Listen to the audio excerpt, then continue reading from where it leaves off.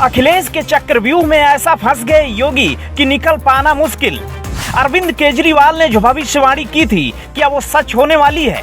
क्या यूपी की हार की सजा मिलेगी योगी आदित्यनाथ को?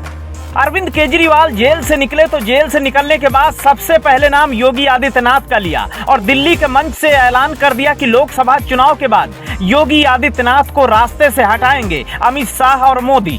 शायद ये सुनकर योगी आदित्यनाथ को नींद नहीं आई होगी, लेकिन असल नींद अखिलेश यादव ने आज छीन ली जब उत्तर प्रदेश में वो भाजपा से भी बड़े खिलाड़ी निकल गए।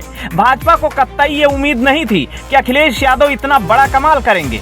समाचार लिखे जाने तक 35 सीटों पर अकेले अखिलेश यादव जीत की तरफ बढ़ रहे थे। इतना ही नहीं, अखिलेश यादव ने राहुल गांधी को भी उत्तर प्रदेश में जीवित कर दिया। 17 सीटों में 7 सीटों पर कांग्रेस भी आगे चल रही थी, जबकि इसके उलट पिछली बार 62 सीट जीतने वाली भाजपा महज 34 सीटों पर आगे चल रही थी। मतलब पिछली बार से इस बार सीधे सीधे तकरीबन 50% का भाजपा को नुकसान हुआ। ना तो योगी आदित्यनाथ का बुलडोजर काम आया, ना ही राजनीतिक जय श्री राम का नारा। यहाँ तक कि अयोध्या की सीट भी बीजेपी हार गई।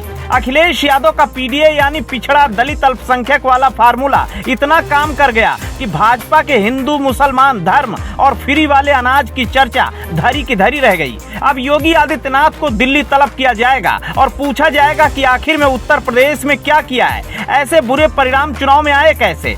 तीसरी बार नरेंद्र मोदी प्रधानमंत्री तो बन जाएंगे, लेकिन भाजपा के उभरते हुए नेता योगी आदित्यनाथ पर जरूर गाज गिर सकती है, क्योंकि मोदी के बाद योगी आदित्यनाथ को ही अगला प्रधानमंत्री माना जा रहा था। लेकिन उत्तर प्रदेश में अखिलेश यादव ने ऐसे हालात पैदा कर दिए कि अब योगी का नाम उस लिस्ट से मिट गया है।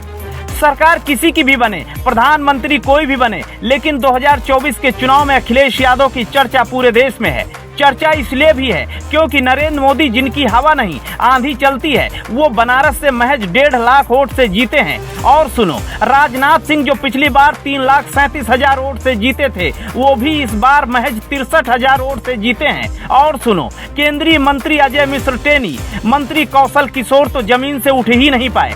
अखिलेश के तूफान के सामने न योगी की हवा काम आई, न मोदी की आंधी। अब योगी की कुर्सी खतरे में, सो अलग। Bureau report, Ashok Kumar, INF।